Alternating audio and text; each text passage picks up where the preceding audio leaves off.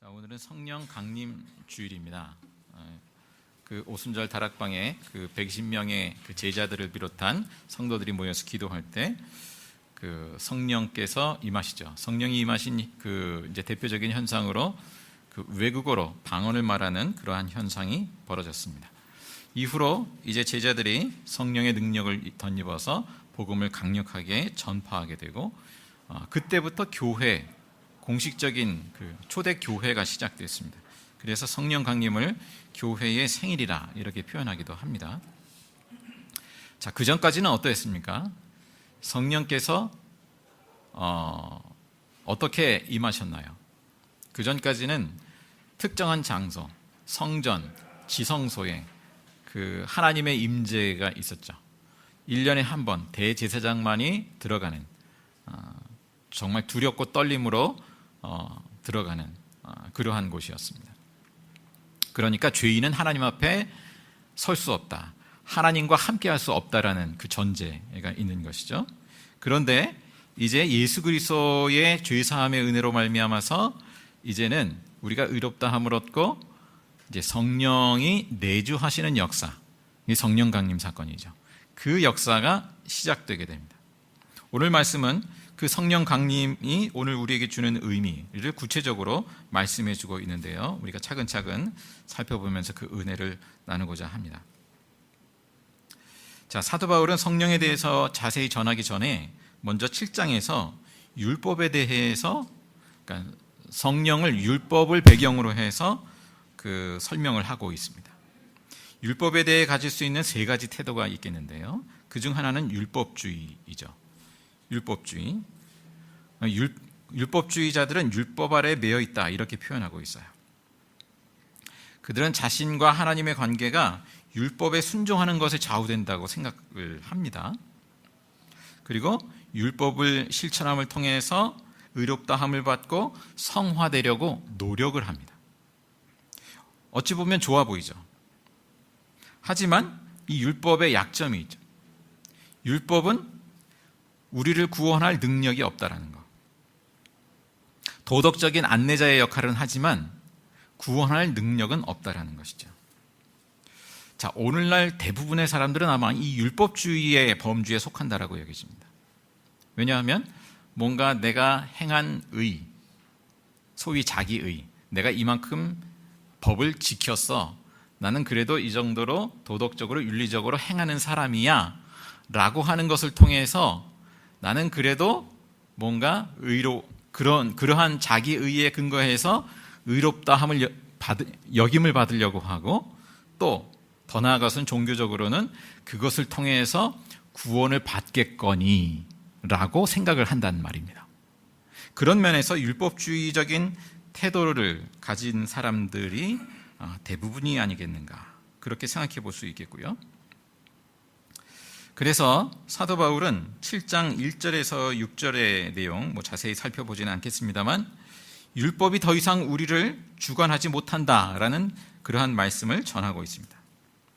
우리가 이제는 율법이 아니라 그리스도에게 속해 있다 이렇게 말씀하고 있어요. 또 다른 하나의 태도는 율법 폐기론입니다. 이들은 율법주의자들과 정반대의 태도를 취하죠. 자, 이제 율법의 시대는 지나갔어, 율법은 필요 없어, 완전히 거부하는 것이죠. 자유를 주장한 나머지 방종으로 흐릅니다. 소위 자유주의자라고 일컬을 수 있겠습니다만 방종으로 향하는 것이죠. 자, 이런 율법 폐기론에 대해서 사도 바울은 7장 7절에서 13절에 이어지는 내용에서 이제 율법을 또 변호해요. 한편으로는 율법의 약함을 얘기하면서 이제 또 한편으로는 율법을 변호합니다. 대표적으로 12절 말씀을 눈으로 확인하시면, 자, 사도 바울이 이 하나님의 뜻에 대한 계시로서 율법을 거룩하고 의롭고 선한 것이라고 인정을 하죠. 자, 이렇게 율법은 좋은 것이다, 그러나 연약한 것이다.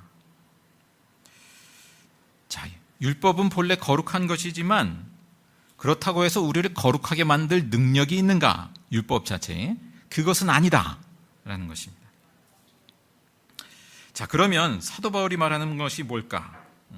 이어지는 7장 14절에서 25절의 내용에는 아직 그 율법 아래 살고 있는 사람들이 겪는 그 내적인 갈등을 묘사하는 것으로 보여지는데요. 자, 이 14절에서 25절까지의 내용, 여기는 아직 그 성령의 역할에 대한 언급은 없습니다. 성령께서 역할하시기 이전의 모습을 나타내는 모습이 아닌가, 그렇게 여겨지는데요. 한번 우리가 함께 읽어보겠습니다. 18절에서 7장 18절에서 24절 함께 있습니다. 나는 내 속에 곧 내 육신 속에 선한 것이 깃들여 있지 않다는 것을 압니다. 나는 선을 행하려는 의지는 있으나 그것을 실행하지는 않으니 말입니다. 나는 내가 원하는 선한 일은 하지 않고 도리어 원하지 않는 악한 일을 합니다. 내가 해서는 안 되는 것을 하면 그것을 하는 것은 내가 아니라 내 속에 자리를 잡고 있는 죄입니다. 여기에서 나는 법칙 하나를 발견하였습니다. 곧 나는 선을 행하려고 하는데 그러한 나에게 악이 붙어 있다는 것입니다. 나는 속사람으로는 하나님의 법을 즐거워하나 내 지체에는 다른 법이 있어서 내 마음의 법과 맞서서 싸우며 내 지체에 있는 죄의 법에 나를 포로로 만드는 것을 봅니다. 아, 나는 비참한 사람입니다. 누가 이 죽음의 몸에서 나를 건져주겠습니까? 자, 이런 갈등을 겪어본 적이 있지 않습니까? 또 혹 현재도 그러하지 않나요? 나는 선을 행하려는 마음은 있어요. 의지가 있어요. 그런데 실제로는 하지 못해요. 하지 않아요. 그리고 엉뚱하게도 그 죄된 것, 하나님이 기뻐하지 않는 선택을 현실 속에서는 하더란 말입니다.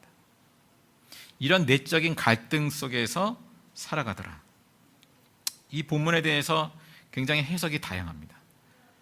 한편으로는 이 보편적인 인간의 그 마음속에서 일어나는 그런 어떤 내적인 갈등, 그 목소리를 들려주는 것이다, 이렇게 보기도 하고, 아니다, 아직 구원받았지만 여전히 그 내적인 갈등을 겪고 있는 그리스도인의 그 실존을 말하는 것이다, 이렇게 이야기를 하기도 합니다. 어쨌든 여기서 분명한 것은 아직 성령의 역할이 거론되지 않고 있다는 것입니다. 자, 24절에 나는 비참한 사람입니다. 누가 이 죽음의 몸에서 나를 건져주겠습니까? 라는 이 탄식과 호소에 대한 그 대답을 유대인들은 율법에서 찾았단 말입니다. 율법을 지킴으로. 그런데 그것이 아니라는 것이죠. 그렇다면 하나님의 방법은 율법이 아니라면 무엇인가?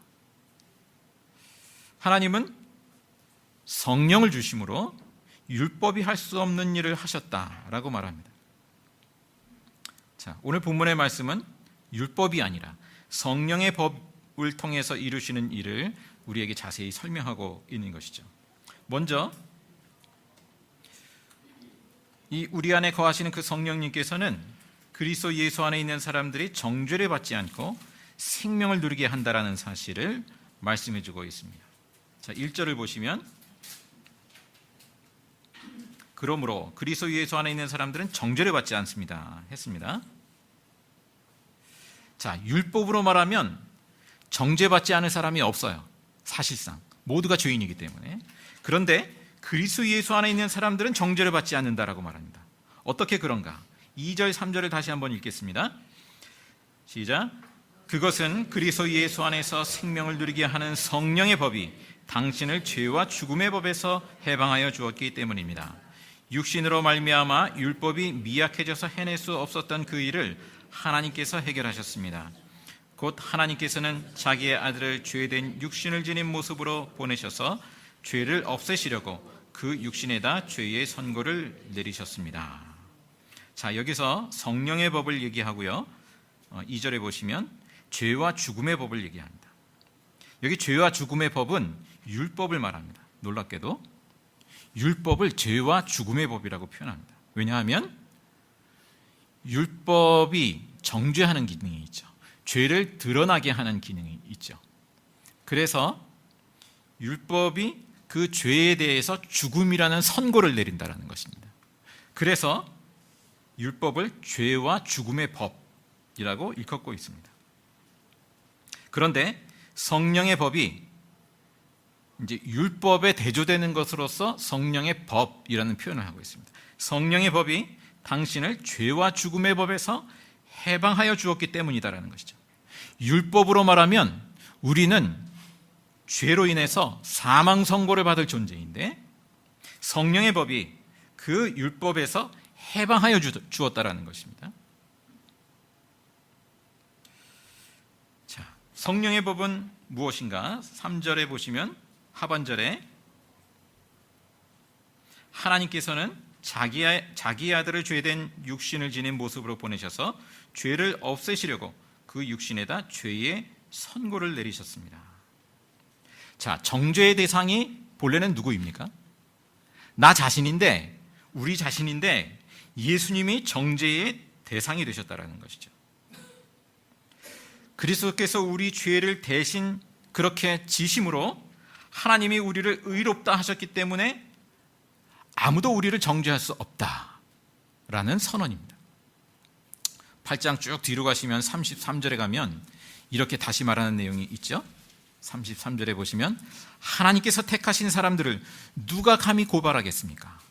의롭다 하시는 분이 하나님이신데 누가 감히 그들을 정죄하겠습니까? 자, 의롭다 하시는 분이 하나님이신데 누가 감히 그들을 정죄하겠습니까? 자, 그런데 이렇게 그리스도 안에서 우리를 의롭다 하신 그 이유가 무엇이냐 하면, 이어지는 4절의 말씀을 보시면 성령께서 이제 임하셔서, 먼저는 성령께서 우리 가운데 임하시기 위함이고요, 그리고 성령을 따라 살면서 율법이 요구하는 바를 이루게 하시기 위함이라는 것이죠. 4절을 다시 한번 읽겠습니다. 그것은 육신을 따라 살지 않고 성령을 따라 사는 우리가 율법이 요구하는 바를 이루게 하시려는 것입니다. 자, 율법 폐기론이 아니라고 했습니다.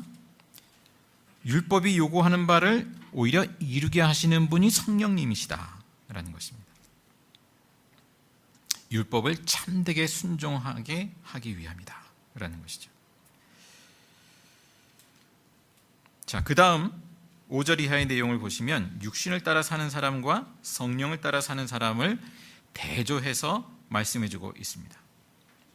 어떻습니까? 육신을 따라 사는 사람은 육신에 속한 것을 생각하니 하나, 성령을 따라 사는 사람은 성령에 속한 것을 생각합니다. 여기서 육신은 우리 몸뚱아리를 말한다기보다는 죄의 다스림을 받는 자아, 옛 자아를 의미합니다. 그렇게 죄의 지배를 받는, 늘 영향을 받고 그 죄에 걸려 넘어지고 하는 우리의 옛 자아를 따라 살아가는 사람은 육신에 속한 것을 생각한다는 것이죠. 반면에 성령을 따라 사는 사람, 그 사람은 성령에 속한 것을 생각합니다. 자, 6절에 보시면 육신에 속한 생각은 무엇입니까? 죽음이라는 거예요. 여기서 죽음은 영의 죽음이죠. 영적인 죽음이죠. 하나님으로부터 관계가 멀어지는 거죠. 소외되는 거죠. 그런 의미에서의 죽음. 그러나 성령에 속한 생각은 생명과 평화라 했습니다. 이 생명과 평화는 하나님과의 관계 안에서 누리는 생명과 평화인 것이죠. 7절에 육신에 속한 생각은 하나님을 품는 적대감이라 표현합니다. 하나님과 점점 멀어지다 못해 원수가 됩니다. 그것은 하나님의 법을 따르지 않으며 또 복종할 수도 없습니다. 8절, 육신의 매인 사람, 그러니까 성령을 따르지 않는, 성령이 없는 그 사람은 하나님을 기쁘게 해드릴 수 없습니다. 반대로 말하면 성령을 따라 사는 사람은 범사에 하나님을 기쁘시게 하죠. 자, 우리는 살아가면서 어떤 판단과 선택과 결정을 하면서 살아가고 있나요? 성령의 인도함을 따라서 선택하고 생각하나요? 자, 우리가 성령이 아니면 어떻습니까? 하나님이 기뻐하시는 쪽이 아니라 내가 좋은 쪽을 선택하죠. 그것 자체가 어떤 그 자체로 인간적인 판단으로 볼 때 그것이 선하다 악하다를 이전에 내가 좋은 쪽을 선택하죠. 내가 편한 쪽을 선택하죠. 우리가 성령을 인식하지 않는다면, 우리가 성령을 따르지 않으면 기도를 해도요 내 소원을 강구할 뿐입니다. 자기중심적이에요. 그냥 본능적이고 우리 인간적인 그러한 생각으로부터 비롯되는 기도를 간구할 뿐입니다. 물론 기도는 그렇게 시작됩니다. 많은 경우에. 그죠? 그렇게 시작되지만 성령을 따르지 않으면 우린 거기에 계속해서 머물게 돼요. 우리가 성령을 따르지 않는다면 우리는 사람을 그냥 인간적인 방식으로 대하게 될 것입니다. 어떻습니까? 내 눈에 한번 찍힌 사람은 상종 못할 인간이 되는 것이고요. 그렇게 계속 관계를 유지하는 것이죠. 우리가 성령을 따라서 살아간다는 것, 선택하고 결정하고 판단한다는 것, 성령의 마음을 품는다는 것, 그것이 무엇일까? 우리가 성령을 구하고 성령의 인도하심을 구하지 않으면 우리는 본능적으로 나의 그 옛자의 방식을 선택하게 되죠. 특히 나의 이익이 왔다 갔다 하는 그 순간이라면 더더군다나 말할 것도 없이 우리는 자기중심적인 선택을 하기 마련입니다. 그렇지 않습니까?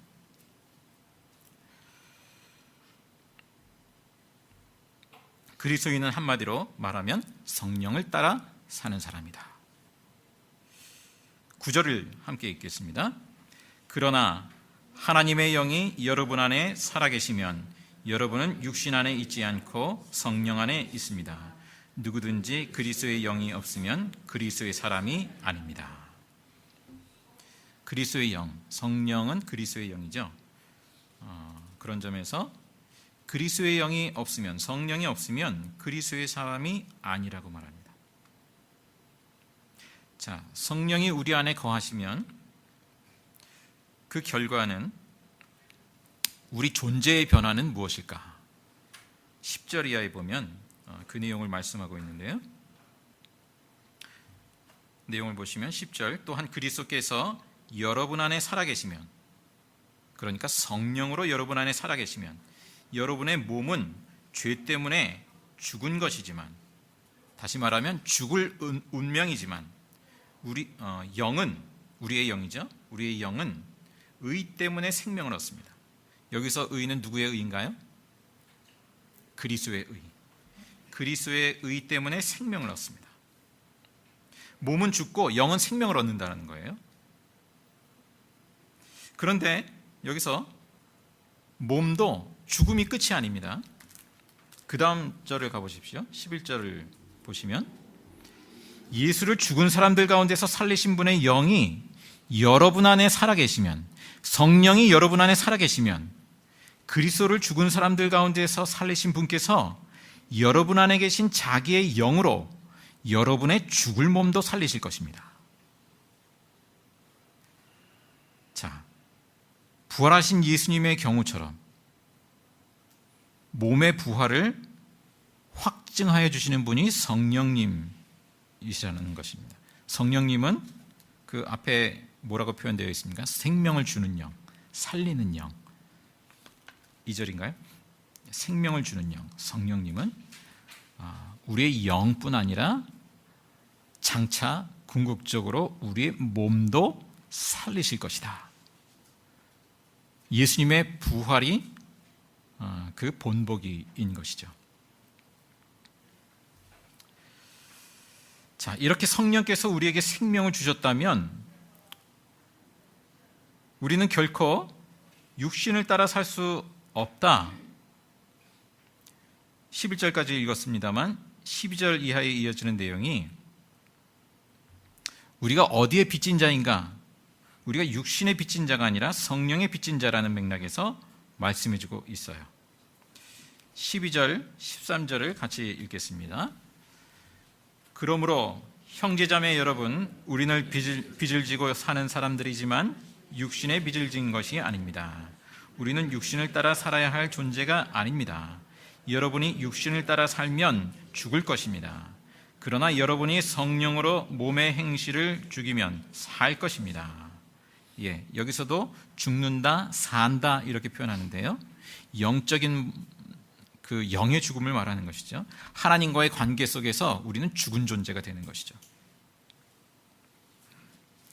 자, 성령으로 몸의 행실을 죽이면 살 것이다. 몸의 행실을 죽이면, 그러니까 금욕주의를 말하는 것이 아니라 성령을 따라서 우리의 이기심, 방종, 죄의 유혹에 따른 어떤 행실 등등, 이러한 것들이 몸의 행실이죠. 이러한 것을 죽이면 영적으로는 살 것입니다.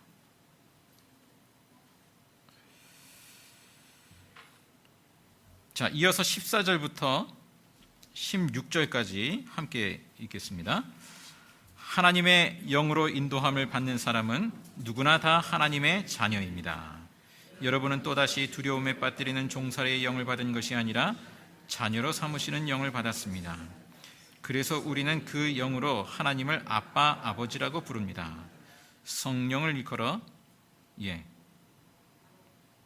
여기까지. 여기서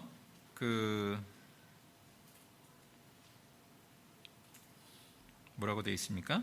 자녀로 삼으시는 영을 받았습니다 했죠. 성령을 자녀로 삼으시는 영이라 이렇게 말씀하고 있습니다. 그러니까 대조해서 말하면 우리를 종이 아니라 자녀로 삼으신다. 성령은 우리를 하나님의 자녀 되게 하신다. 그래서 하나님의 자녀라는 점에서 하나님을 뭐라고 부르나요? 아빠, 아버지라고 부릅니다. 아빠는 아버지와 같은 말입니다. 그 친근한 애칭이죠. 자, 예수님이 제자들에게 기도를 가르치실 때 뭐라고 가르치시나요? 하늘에 계신 우리 아버지, 그렇게 기도할 것을 말씀하셨습니다. 자, 그렇게 성령께서는 하나님과 우리의 관계를 두려움의 관계가 아니라 친근한 관계로, 그런 하나님의 자녀로 삼으시는 영이라는 것이죠. 그리고 그렇게 하나님 아버지라고 기도할 때, 16절, 바로 그때 그렇게 기도할 때 우리의 영과 함께 성령께서도 우리가 하나님의 자녀임을 증언하신다. 우리가 하나님의 자녀라는 것을 증언하신다. 마치 증인이 이야기하듯이 그렇게 증언하신다 말씀합니다.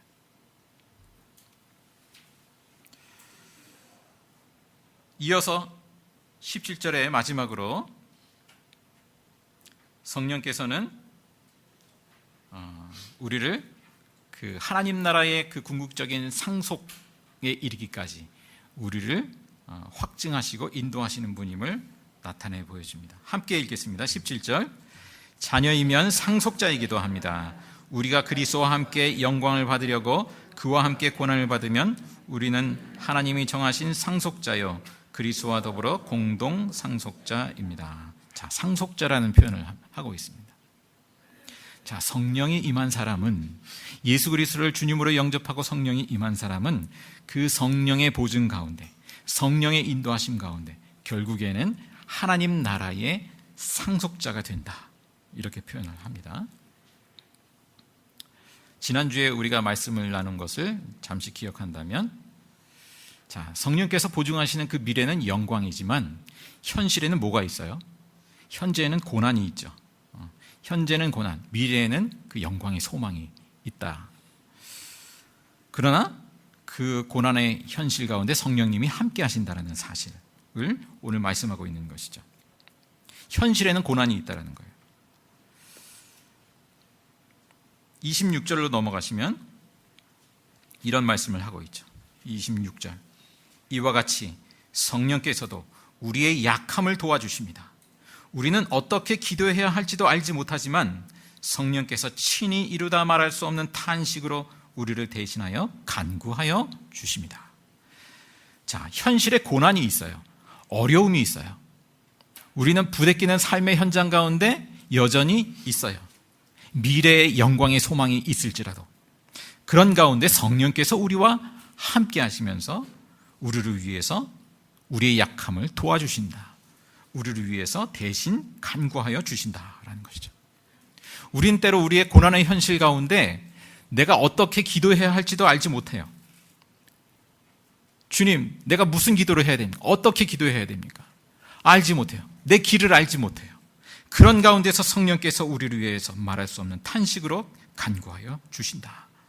그렇게 우리를 이끄시고 붙드신다라는 것이죠. 자, 저와 여러분은 성령에 속한 사람인가요? 범사에 성령의 인도를 따르지는 못할지언정 따라서 살고자 하고 하는 그 마음, 그 열망을 가지고 있나요? 사도 바울이 곳곳에서 성령의 충만함을 받으라, 에베소서에서도 데살로니가전서에서도 성령의 충만을 받으라, 성령을 소멸하지 말아라, 그렇게 권면합니다. 자, 우리는 예배 때마다 성령에 대한 고백을 하고 있습니다. 사도신경을 통해서. 뭐죠? 맨 마지막에 그 사도신경에 나는 성령을 믿으며 거룩한 공교회와 성도의 교제와 죄를 용서받는 것과 몸의 부활과 영생을 믿습니다.